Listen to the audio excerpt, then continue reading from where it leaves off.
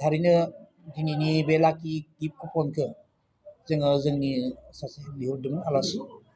मानगोनां ललित चन्द्र बर' सार बिथाङा रिटायार्ड assistant headmaster of एसबि बड' हाइ स्कुल आरो जोंनि सानजारि नोगोर बैसागो फोरबो आफादनिनो बोसोनगिरि बिथाङा थारैनो दिनै जोंनि गेजेराव बे सानजारि नोगोर 33थि बैसागो फोरबो बिदाय फोरबो फालिथायनि जोबथा सानखालि 5 मे खालि जिहेतु जोङो बे लाकि गिफ्ट कुपनखौ जों ड्र खालामनाय जागोन बेखौ थारैनो दिन बेनि थाखायनो दिनैनि बे लाकि गिफ्ट कुपननि टिकेटखौ बेखेवनाय जाबाय बा बे लाकि गिफ्ट कुपननि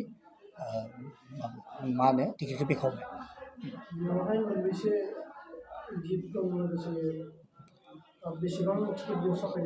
जों मथा मथि 10खानसो जोङो गिफ्ट होनायनि मोनसे माबाखौ लाबाय आरो 52,000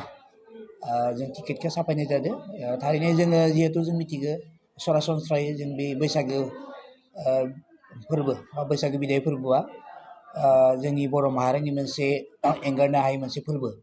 जाय फोरबोखौ लानानै सरासनस्रायै जों हारिमुखौ दिन्थिफुंनो थाखाय जोङो बोसोरफ्रोमबो जोङो बे समाव बैसागो समाव जोङो नाजाबाय थायो। थारैनो बे सानजारि नोगोरावबो बे बोसोरफ्रोमबो जिहेतु जोङो बैसागो फोरबो बरायनाय लोगोसे जों बिदाय फोरबोखौ खुंनाय जायो एबा जों एसे बेलेग रोखोमै जों लादों मानोना जिहेतु जोंनि बे ओनसोलाव मेल मिटिं जाबाय थायो ओरैनो जोङो डनेसनफोरा जोंनाव माने फैनायनि एसे माने गोब्राब जालांबाय गतिके बेनि थ्रुयैनो जों मोनसे 100 रां करि माने मोनफा टिकेटाव जोङो फाननानै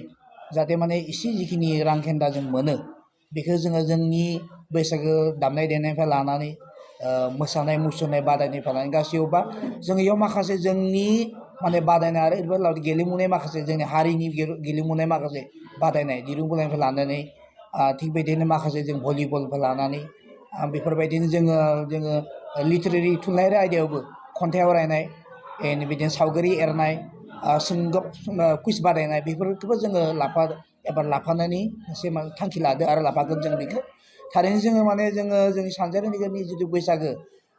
बादायनाय बेखौ जों एसे साबना हामना खालामनो होननानै जोङो गासै रायजो राजानि मदद लानानै गासै माहारि आफादनि मदद लानानै दिनैनि बे लाकि गिफ्ट कुपनखौ जोङो दिनै बे बुब्लियाव जोङो सिन्था सरसा खालाम बेहरनाय जाबाय। रायजो राजाखौ बिदिनो बुंनो सानोखि जे नोंथांमोना जाहाथे माने बे 100 रांखौ गैयालाबासिनो जाहाथे जोंहा माहारिनि थाखाय जोंनि बैसागो बरायनाय बिदायनि जाहाथे जों साबना हामनाबा जों बेखौ जोङो जेरै जों सिमां नुदों बेखौ मोगथां महराव लाबोनो थाखाय जोंनो माने 100 रां करि जुदि अबदान होयोबा निस्सय जों रायजो राजाखौ जोंनि गोसो गोरबोनिफ्राय जों गाहाम हामलायनाय थागोन आरो।